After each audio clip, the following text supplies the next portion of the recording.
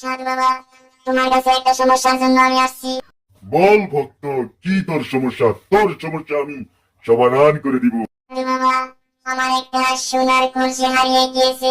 আমার সোনার কলসিটা তুমি আমাকে ফিরিয়ে দিতে পারবে সাধু বাবা? তুমি যদি আমাকে ফিরিয়ে দাও তাহলে তোমাকে অর্ধেক সোনা আমি তোমাকে দিয়ে দিব সাধু বাবা। কি বললি তুই? তোর সোনার কলসি হারিয়ে গিয়েছে?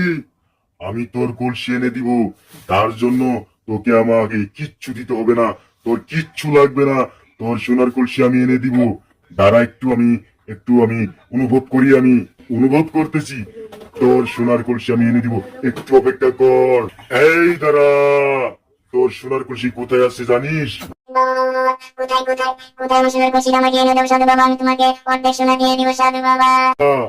তোর সোনার কলসির জন্য একজন আর কানে গেছে, একজন ইবলিশ শয়তান আছে, ওর কানে গেছে। ও কিন্তু এই কলসিটা চুরি করবে। তুই ভুল করে ফেলছিস, তুই আমাকে কানে কানে বলার দরকার ছিল। আস্তে আস্তে তুই কিন্তু সোনার কলসিটা হারিয়ে ফেলবি। অলরেডি আমি তারা অনুভব করি তোর কলসি কোথায় আছে, এখনো আছে নাকি ওইখান থেকে চুরে নিয়ে গেছে। নাই, তোর সোনার কলসি চুরে নিয়ে গেছে। বাবা, বাবা, বাবা, আমার সোনার কলসিটা কে নিল? কে নিল? কোথায় নিল? কোথায় গেছে সোনার কলসিটা? কে নিয়ে গেছে? তুমি একটু দেখে দেখো। সামনে ডান দিকে তাকিয়ে দেখ, একজন ইবলিশ শয়তান ওই জায়গায় দাঁড়িয়ে আছে।